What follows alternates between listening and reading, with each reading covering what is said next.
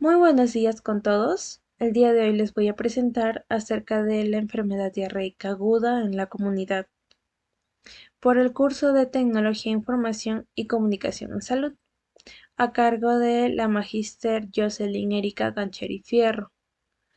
Los integrantes: Orozco Quintana Diego, Poma Rosales Nayeli, Quispe Serena Beatriz y mi persona Quispe Flores Valeria.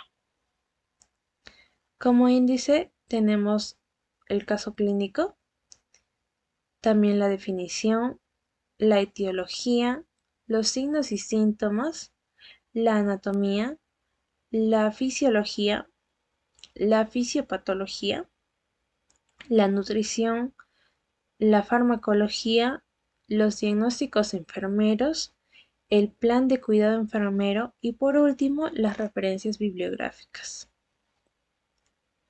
Presentando el caso clínico comunitario, tenemos el contexto y la descripción de la comunidad. Nos dice que la comunidad de Chipocayo está ubicada en una región rural con 1.200 habitantes. La principal actividad económica es la agricultura y las familias dependen de pozos y aguas de río para su consumo. Solo el 30% de los hogares tiene acceso a sistemas de agua potable y no existen sistemas adecuados de eliminación de excretas, ya que el 40% de las familias utiliza fosas rudimentarias o practica la defecación al aire libre. En la última semana se reportaron múltiples casos de diarrea en la clínica de la localidad. Como problema identificado, nos dice que en un lapso de 2 semanas se registraron 75 casos de enfermedad diarreica aguda en la comunidad. Los afectados presentan síntomas como diarrea líquida, fiebre, vómitos y dolor abdominal, y en algunos casos también se observa sangre en las heces. Según el laboratorio, nos confirmó la presencia de salmonela en un 60% de las muestras de materia fecal analizadas. Un adulto mayor falleció debido a deshidratación severa y varios niños menores de 5 años fueron hospitalizados por complicaciones. Se identificó como posible fuente de brote el consumo de alimentos contaminados en una reunión comunitaria celebrada hace 3 semanas, en la que se sirvieron ensaladas y pollos almacenados sin refrigeración adecuada.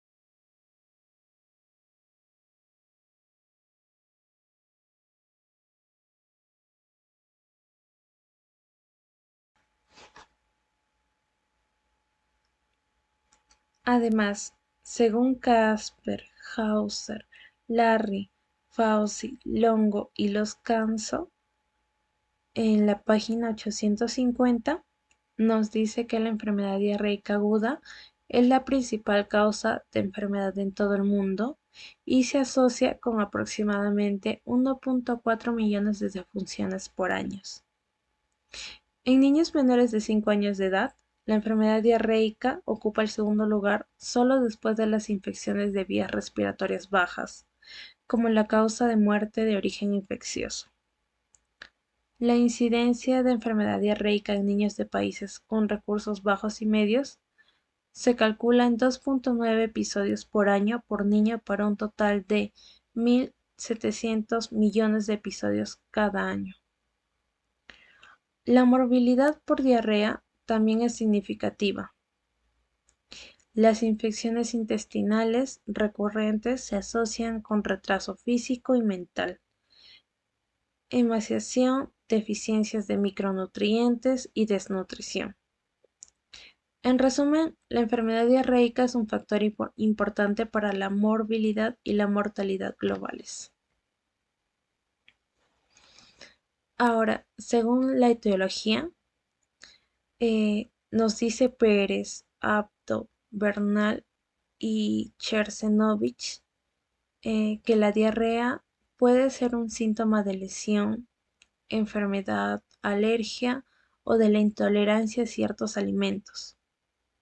Como parte del proceso de digestión, los diversos órganos excretan grandes cantidades de agua, entre 5 y 10 litros en un adulto, que se mezclan con los alimentos y los líquidos ingeridos. El alimento digerido es esencialmente líquido antes de alcanzar el colon. Este absorbe el agua, dejando el material restante como una hez semisólida. Si se daña el colon, se inhibe la absorción del agua, lo que resulta en heces acuosas. Por lo general, la diarrea es causada por infecciones virales o como resultado de toxinas bacterianas. Ahora también nos dice Pérez, Agdo, Bernal y Chersenovich. Además, tenemos a Wetz, Berger, Saba, Silva y Riquelme en el año 2017, en la página 29, que nos indica que la causa más frecuente de diarrea aguda son las infecciones por virus, bacterias o por parásitos, y menos del 20% son atribuibles a otras causas como drogas, sustancias químicas, antibióticos, entre otros. En la diarrea infecciosa, la principal forma de contagio es la vía fecal-oral a través de la contaminación de alimentos o de aguas, el contacto de persona a persona o contacto directo con materia fecal. Los agentes infecciosos varían según el desarrollo socioeconómico del país, siendo en Estados Unidos el norovirus la principal causa de diarrea aguda en el adulto en un 50%. A diferencia de países en desarrollo que se aíslan con mayor frecuencia de bacterias como el Campylobacter, la Salmonella, la Shigella y la Escherichia coli. Y pues según eh, García y Maldonado en el año 2017 nos dice que son causas de diarrea aguda las siguientes bacterias. Para una diarrea infecciosa adquirida en la comunidad está la Salmonella, la Shigella, el Campylobacter y el Vibrio cholerae, según la página 227. Ahora, presentando los signos y síntomas, nos menciona Buetz, Berger, Saba, Silva y Riquelme en la página 31 que se consideran cuadros leves aquellos que presentan una frecuencia diaria menor de 8 deposiciones, pacientes afebriles, con dolor abdominal poco intenso y ausencia de signos de deshidratación.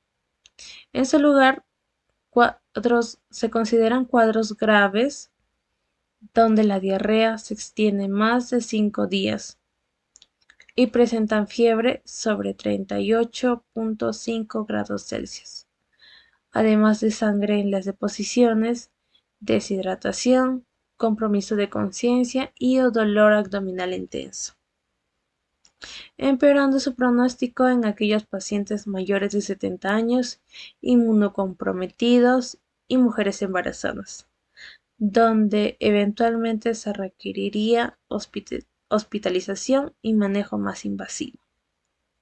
Ahora, según Pérez, Agdo, Bernal, Chersenovich en el año 2012, según la página 228, nos dice que los parásitos como Entamoeba histolítica y los Helminthon como las caris o las tenias pueden causar diarreas, pero casi siempre van acompañadas de síntomas como pérdida de peso, irritabilidad, erupciones en la piel o comezón anal. Pasando con la anatomía,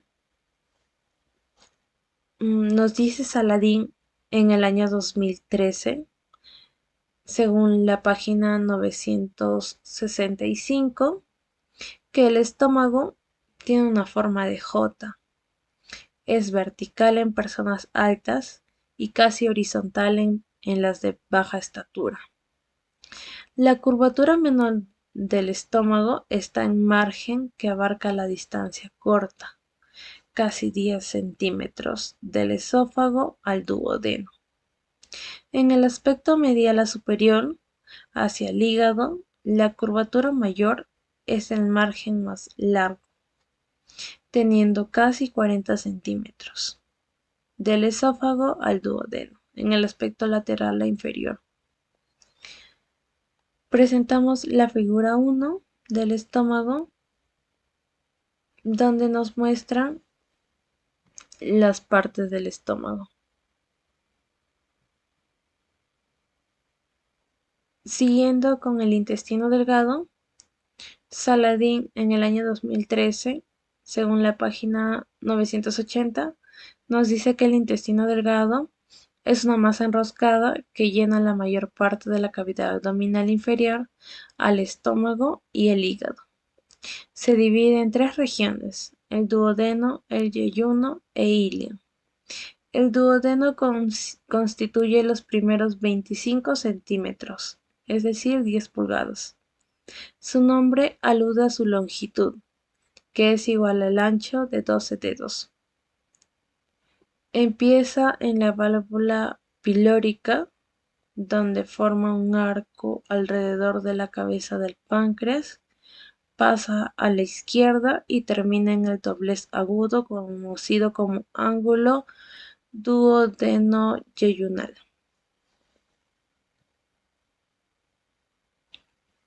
También tenemos a los riñones, donde Saladín en la página 898 nos dice que cada riñón pesa 150 gramos y mide más o menos 11 centímetros de largo, 6 centímetros de ancho y 3 centímetros de espesor, casi el tamaño de una barra de jabón. Su superficie lateral es convexa y su superficie medial es cóncava y tiene una ranura, el ilio, que admite los nervios renales, vasos sanguíneos y linfáticos y un uretre. Cada riñón está protegido por 3 capas de tejido conjuntivo: una fascia renal fibrosa, profunda en sentido inmediato al peritoneo parietal, que une el riñón y los órganos relacionados con la pared abdominal. También la cápsula grasa perirenal, una capa de tejido adiposo que amortigua el riñón y lo mantiene en su lugar. Y por último, la cápsula fibrosa que rodea cada uno de los órganos como envoltura de celofán anclada al ilio y lo protege de traumatismo e infección. Además, tenemos a los ganglios linfáticos intestinales, que según Saladín, en la página 816, nos dice que los ganglios linfáticos son los órganos linfáticos más cuantiosos. Un adulto promedio llega a contar con 450 de ellos, y tienen dos funciones: limpiar la linfa y actuar como un sitio de activación de los linfocitos T y linfocitos B. Además, en la página 819, Saladín nos dice que los ganglios linfáticos intestinales y mesentéricos se encuentran en los mesenterios y adyacentes al apéndice y los intestinos, y reciben la linfa del tubo digestivo. Según la figura 3, mostramos a los ganglios linfáticos intestinales. Se pueden observar la ubicación de cada ganglio linfático mesentérico.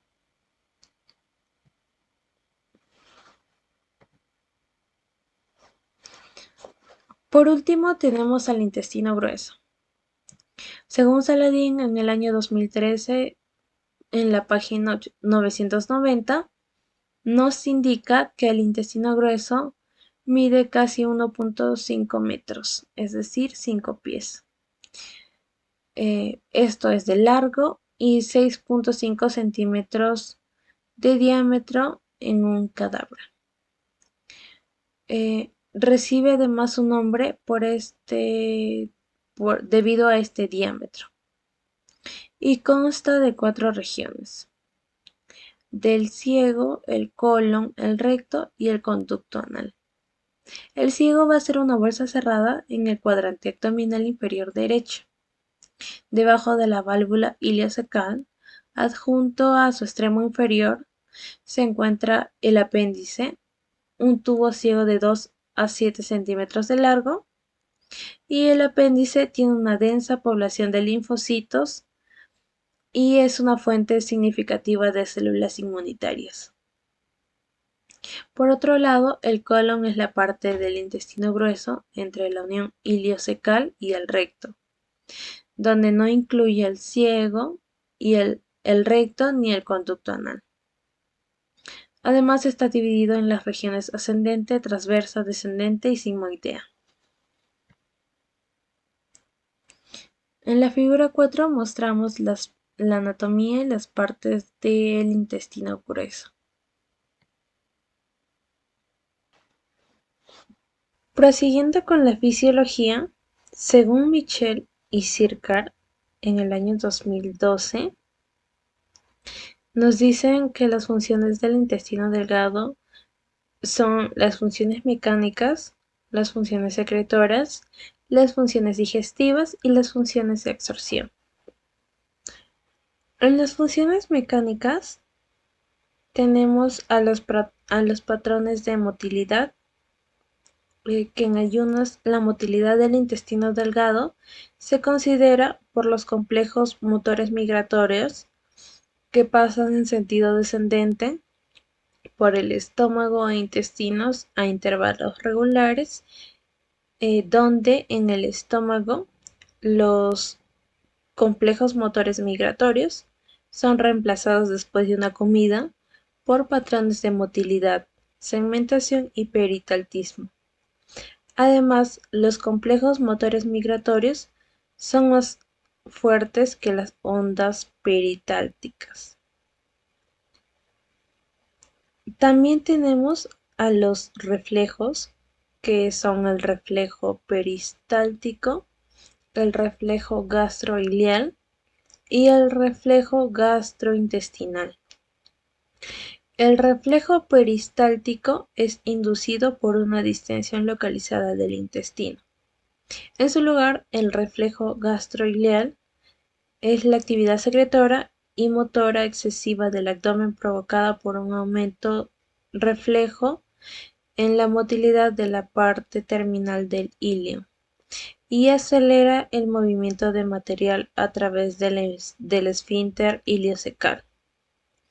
Por último, el reflejo intestino-intestinal, la distensión excesiva de un segmento del intestino refleja el músculo liso en el resto del intestino.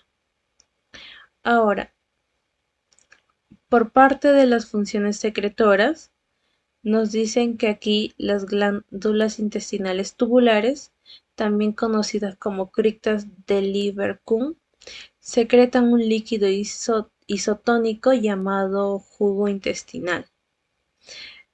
Y la mayor parte de las enzimas que suelen encontrarse en esta secreción provienen de células mucosas descamadas. Ahora, según las funciones digestivas, nos dice que la digestión de todos los constituyentes de la comida y la digestión intestinal ocurre en 3 sitios: la luz intestinal, el borde en cepillo y el inferior de las células que constituyen la mucosa. Por último, las funciones de la absorción son la absorción de agua y electrolitos. Los intestinos reciben cada día menos de 2 litros de líquidos ingeridos, más 7 litros de secreciones de la mucosa, de las vías gastrointestinales y glándulas asociadas. Y la totalidad de esta cantidad, excepto por 200 mililitros de reabsorción. Por último tenemos a las funciones de absorción, que son la absorción de agua y electrolitos. Los intestinos reciben cada día 2 litros de líquidos ingeridos, más 7 litros de secreciones de la mucosa de las vías gastrointestinales y glándulas asociadas. Y la totalidad de esta cantidad, excepto por 200 mililitros, se reabsorbe de las vías gastrointestinales y las glándulas asociadas. Ahora, tenemos al sodio y el potasio. El sodio se absorbe en forma activa a lo largo de los intestinos delgados y el intestino grueso.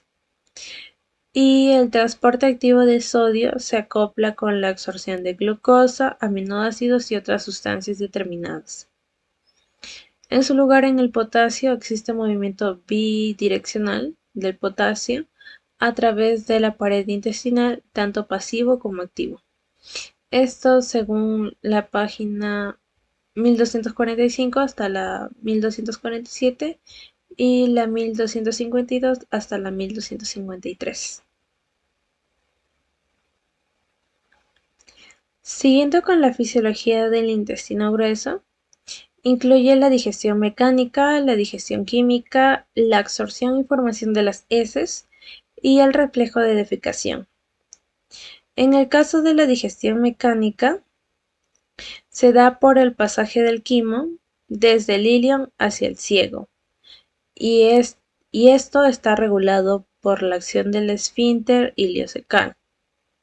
Normalmente la válvula permanece cerrado, en parte de manera que por lo general el pasaje del quimo al ciego ocurre con lentitud, e inmediatamente después de una comida un reflejo gastroileal intensifica el peristaltismo en el ilio y fuerza al quimo para que entre al ciego.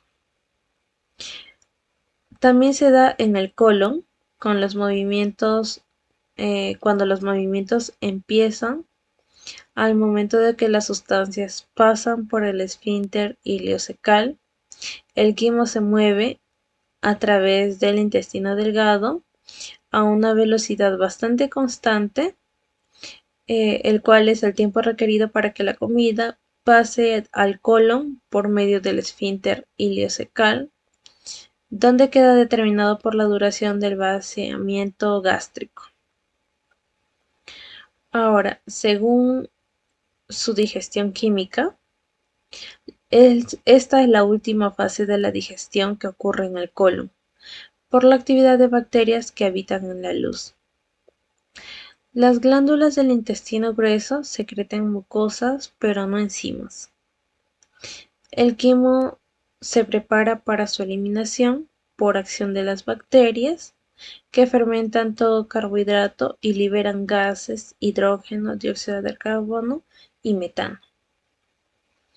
Ahora, según la absorción y formación de las heces, nos dice que en el tiempo en el que el quimo permanece en el intestino grueso, de unas 3 a 10 horas, se transforma en una sustancia sólida o semisólida debido a la absorción del agua y pasa a denominarse heces o materia fecal. Y alrededor del 90% de toda la absorción de agua se produce en el intestino delgado. El intestino grueso absorbe agua suficiente para hacer de él un órgano importante para el mantenimiento del balance hídrico corporal. Por último, en el reflejo de defecación, los movimientos de peristaltismo en la masa impulsan la materia fecal desde el colon sigmoideo hacia el recto, la distensión de la pared del recto, la cual estimula los receptores de estiramiento que inician un reflejo de defecación, cuyo resultado va a ser la defecación. Esto según la página 941 por Tórtora y de Rizzo. Ahora tenemos la fisiopatología. Según Herrera, en el año 2009, nos indica que la diarrea aguda es la expulsión de heces no formadas o anormalmente líquidas con una mayor frecuencia. Esto sucede, según su etiología, puede ser ocasionada por una carga osmótica excesiva, como cuando se aumenta la ingestión de osmoles.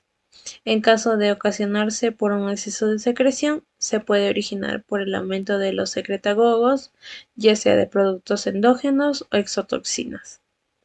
También puede ser ocasionada por mala absorción, por efectos tóxicos del alcohol o lesiones de la mucosa, por agentes infecciosos, citotoxinas o agentes procinéticos que aceleran la motilidad gastrointestinal. Ahora, también nos dice que la diarrea no sanguinolenta que continúa aún en ausencia de ingestión probablemente sea secretora, pero si se detiene puede ser osmótica o por mala absorción. Y los agentes infecciosos son las principales causas de la diarrea, debido a que las toxinas modifican la secreción o la absorción del intestino delgado. Además, la diarrea se caracteriza como osmótica cuando se modifica fisiológicamente la homeostasis del líquido intestinal por la mala absorción de nutrientes o electrolitos que retienen agua en la luz intestinal, y cuando esta ósmosis se pierde porque aumentan las tasas de transporte líquidos por los secretagogos hacia la luz, se presentan como diarrea secretora. Esto según la página 188. Siguiendo con la nutrición, según Hernández y Sastre en el año 2022 en la página 895, nos dice que el tratamiento nutricional de la diarrea aguda tiene como objetivos prioritarios en la terapéutica de la diarrea aguda evitar y tratar la deshidratación, corregir la acidosis, nutrir adecuadamente al paciente y finalmente y como objetivo más secundario, disminuir la pérdida hidroeléctrica, tratando de acortar el episodio diarreico. El tratamiento de la misma se fundamenta en dos importantes pilares: la rehidratación oral y la retroalimentación precoz. El conocimiento de los mecanismos patogénicos de la diarrea aguda ha sido de gran utilidad a la hora de establecer el tratamiento. En efecto, en las diarreas secretoras la absorción permanece intacta, por lo que esta terapéutica contrarresta la pérdida hidroelectrónicas, en las cuales las invasivas, si bien existe mala absorción, esta suele limitarse al colon e ilion terminal, manteniendo intacta la función en zonas proximales, por lo que la rehidratación es capaz de invertir el flujo serosa-mucosa.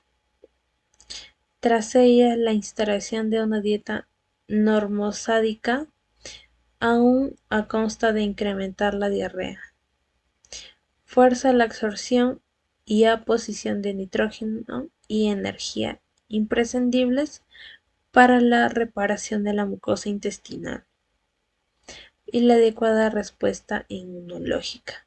Además, nos dice Telles en el año 2010 que, independientemente de su origen, el manejo dietético consiste primordialmente en la reposición de líquido y electrolitos mediante el consumo oral, el cual resulta más adecuado en comparaciones con las bebidas energéticas, deportivas o el agua natural.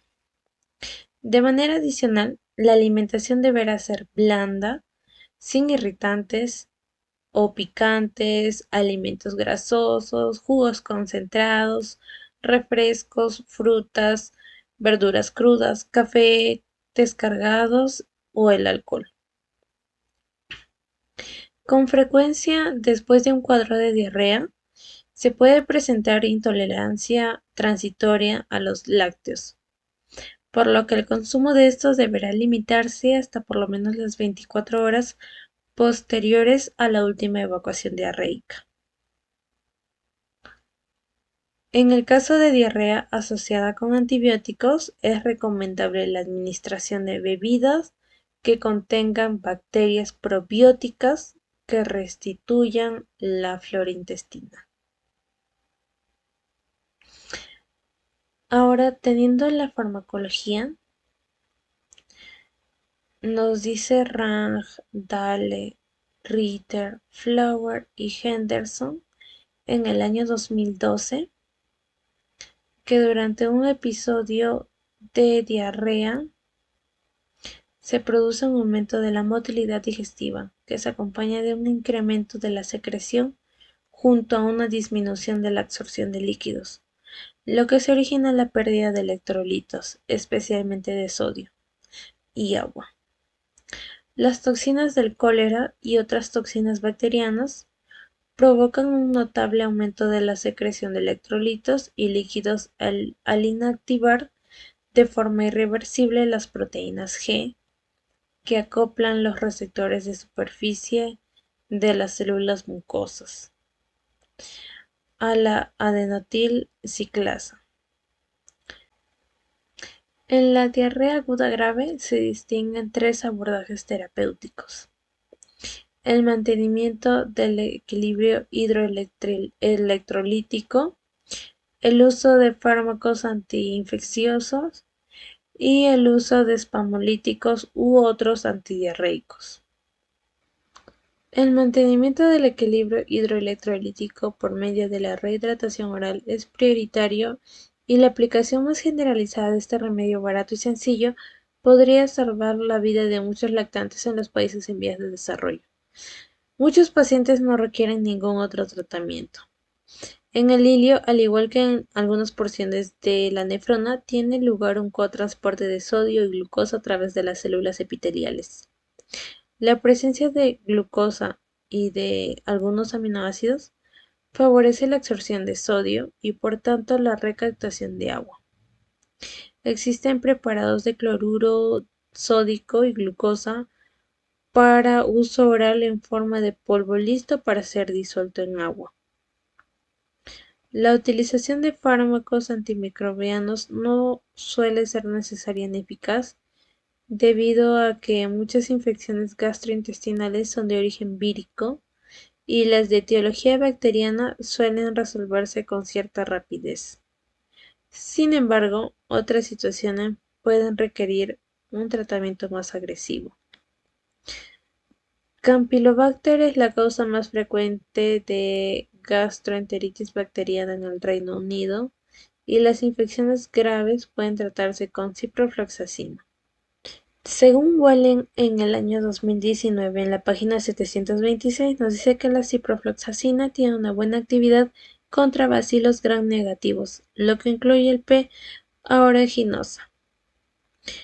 La ciprofloxacina se usa en el tratamiento de la diarrea del viajero, fiebre tifoidea y carbunco. Es un agente de segunda línea para infecciones que surgen de fuentes intraabdominales, pulmonares, cutáneas o urinarias. Cabe destacar que debe emplearse un tratamiento con dosis elevadas cuando se traten de infecciones por pseudomonas. También, según Wallen, en la página 721, su mecanismo de acción nos dice que la mayoría de las especies mantienen dos topoisomerasas tipo 2 distintas que ayudan con la replicación del ácido desoxirribonucleico. La girasa del ADN y la topoisomerasa 4, según la girasa de ADN, que es responsable de reducir el estrés de la torsión más allá de las horquillas de replicación al romper el ADN bicatenario e introducir superhélices negativas. La topoisomerasa 4 ayuda a separar los cromosomas hijos una vez que la replicación se completa. Después de la entrada a la pared celular a través de los canales de porinos, las fluoroquinolonas se unen a estas enzimas e interfieren con la ligación del ADN.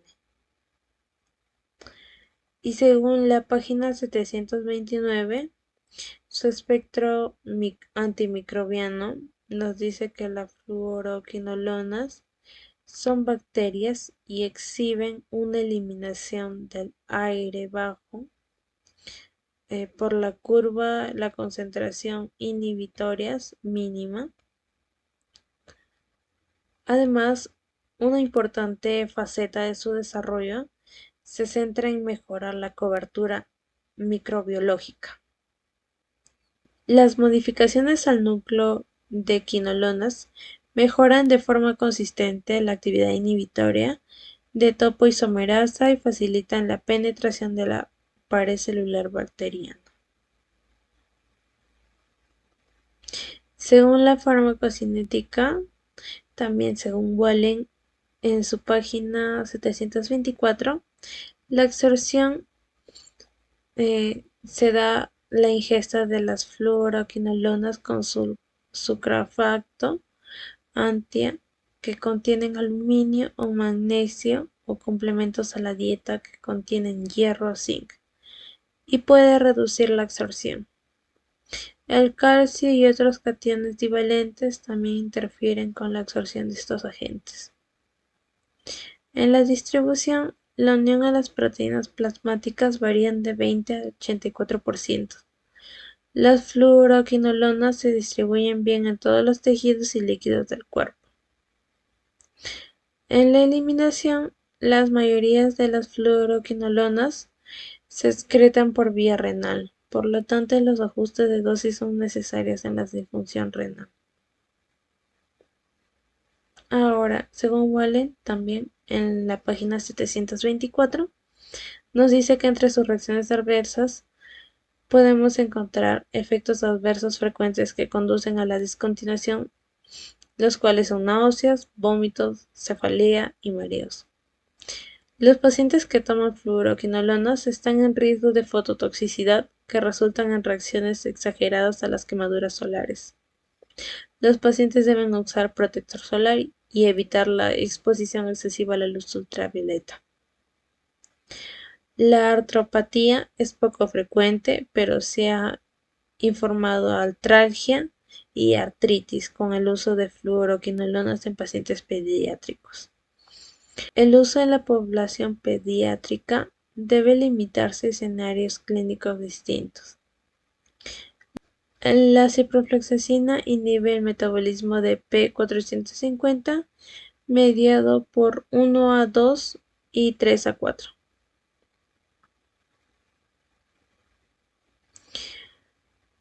Por último, teniendo los diagnósticos enfermeros, según Heiter, Kamitsuru y Takao en el año 2024, en la página 488 hemos identificado 4 diagnósticos enfermeros.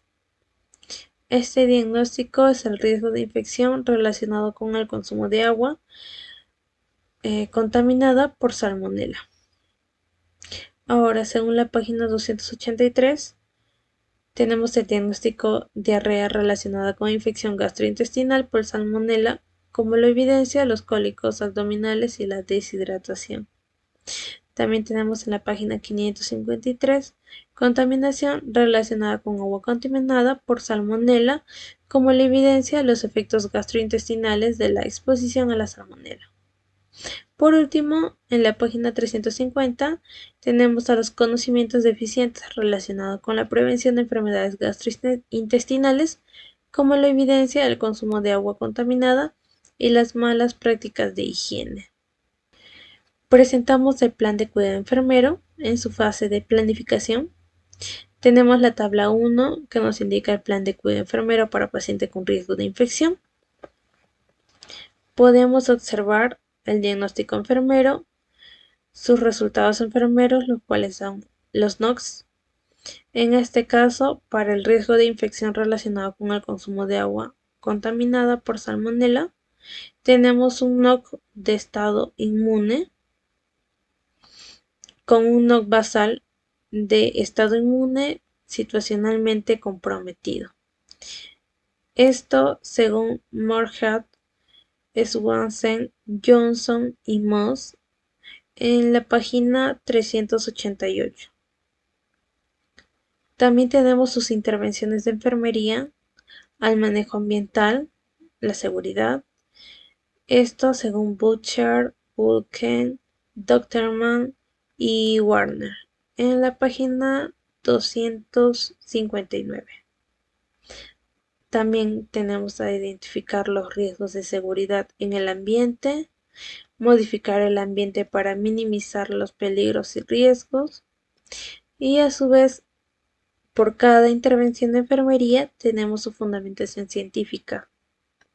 Según Potter y Perry, en el 2023, nos dice que el manejo ambiental es la enfermedad o la infección que se produce por si los patógenos se multiplican y alteran el funcionamiento normal de los tejidos.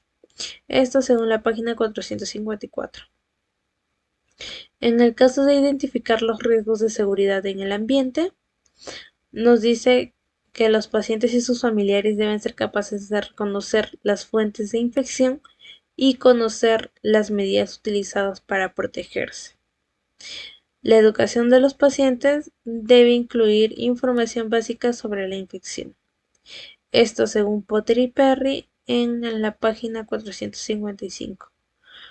Por último, en el caso del no, en el caso de la intervención de enfermería, modificar el ambiente para minimizar los peligros y riesgos, nos dice Potter y Perry como fundamentación científica en la página 455 que los microorganismos transitorios se adhieren a la piel cuando una persona tiene contacto con otra persona u objeto durante las actividades normales. Por ejemplo, cuando se toca un apósito de gasa contaminado o se limpia un paciente tras un episodio de diarrea. En la tabla 2 tenemos el plan de cuidado enfermero para paciente con diarrea. En el diagnóstico enfermero, según Heider, Kamitsuru y Takao, en el año 2024, en la página 283, nos dice que como diagnóstico enfermero tenemos a la diarrea relacionada con infección gastrointestinal por salmonela como la evidencia, los cólicos abdominales y la deshidratación. En sus resultados de enfermería tenemos como NOC a la hidratación, obteniendo como un NOC basal hidratación sustancialmente comprometido. Esto según Moorhead, Swanson, Johnson y Moss en la página 426. Referente a las intervenciones de enfermería, según Butcher, Bulkett, Dotter y Warner, en la página 298, nos menciona sobre el manejo de líquidos electrolíticos y el manejo de la diarrea. En el caso del manejo de líquidos electrolíticos, según la fundamentación teórica por Potter y Perry en la página 1043, nos dice que los líquidos, los electrolíticos y las bases del cuerpo mantienen la salud y la función de los sistemas corporal. Referente al NIC, administrar líquidos si es necesario, Potter y Perry en la página 1043 nos dice que el líquido está en el interior de todas las células del cuerpo y también las rodea. Los líquidos celulares contienen electrolitos como el sodio, el potasio y también tienen cierto grado de acidez. Referente al NIC, favorecer la ingesta oral. Potter y Perry en su página 1046 nos dice que la entrada de líquido se produce por vía oral a través de la bebida. Referente al NIC, manejo de la diarrea, en la página 460, fundamentando Potter y Perry en el año 2023 en la página 1200 60 nos indica que la diarrea es un aumento del número de deposiciones y la evacuación de heces líquidas y sin forma. Se asocia a trastornos que afectan a la digestión, la absorción y la secreción en el tubo digestivo. El contenido intestinal pasa por el intestino delgado y el intestino grueso demasiado rápido para permitir la absorción habitual de los líquidos y nutrientes. En el NIC Determinar la historia de la diarrea, en la página 460, nos dice su fundamentación teórica por Potter y Perry en la página 1281 que muchas enfermedades causan diarrea o incontinencia fecal y es necesario identificar las enfermedades precipitantes y remitir a los pacientes al médico para el manejo de la medicación. En la tabla 3 tenemos el plan de cuidado enfermero para paciente con contaminación, teniendo como diagnóstico enfermero a la contaminación relacionada con agua contaminada por salmonela como lo evidencia los efectos gastrointestinales de la exposición a la salmonela. Esto según Heider, Kamitsuru y Takao en la página 553. Como NOC tenemos el NOC control de riesgo proceso infeccioso, teniendo un NOC basal control de riesgo proceso infeccioso raramente demostrado. En el NIC tenemos el control de infecciones, según Butcher, Bulkett, Doctor y Warner en la página 113. Referente a su fundamentación teórica, Potter y Perry en la página 408 nos dice que utilicemos el juicio clínico y el pensamiento crítico para prevenir el desarrollo o la propagación de una infección en el hogar y en la comunidad. Referente al NIC, limpiar el ambiente adecuadamente en la página 113. Potter y Perry lo fundamentan científicamente en la página 474. Nos dice que el entorno protector se centra en una población de pacientes muy limitadas, todos ellos muy susceptibles de contraer una infección debido a una enfermedad subyacente o a un tratamiento. Por último, el NIC poner en práctica precauciones universales. Potter y Perry en la página 468 dice explica cómo llevar a cabo los principios de prevención y control de las infecciones, como la higiene de las manos y los métodos para la eliminación adecuada de los residuos médicos, basándose en su valoración de las prácticas culturales de un paciente. Integre las medidas de prevención y el control de las infecciones en las prácticas del estilo de vida diario del paciente. Por último, en la tabla 4 tenemos el plan de cuidado enfermero para pacientes con conocimientos deficientes. Como diagnóstico enfermero tenemos los conocimientos deficientes relacionados con la prevención de enfermedades gastrointestinales, como lo evidencia el consumo de agua contaminada y las malas prácticas de higiene. Esto según Heider, Kamitsuru y Takao en la página 350. Como NOC tenemos el conocimiento o conducta sanitaria con un resultado de conocimiento escaso. Como NIC tenemos el manejo ambiental en la página 250 con una fundamentación científica por Potter y Perry en la página 476 donde dice asegúrese de que el entorno de la habitación esté limpio y sea agradable. También tenemos el NIC participar en equipos disciplinares para identificar las amenazas a la seguridad de la comunidad, con una fundamentación científica en la página 468 por Potter y Perry, donde dice que el desarrollo de un plan de cuidados incluye prácticas de prevención y control de las infecciones proporcionadas por múltiples disciplinas.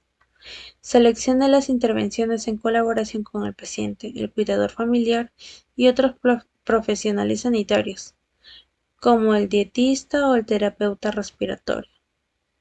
Por último, son NIC, trabajar con grupos medioambientales para asegurar las normas gubernamentales. Potter y Perry en la página 468 nos dice: consulte con un experto en control de infecciones para planificar los cuidados del paciente. Antes del alta, consulte con los gestores de casos para valorar e identificar las necesidades de salud en el hogar. Eso sería todo. Estas son nuestras referencias bibliográficas. Espero les haya gustado. Muchas gracias por escucharnos.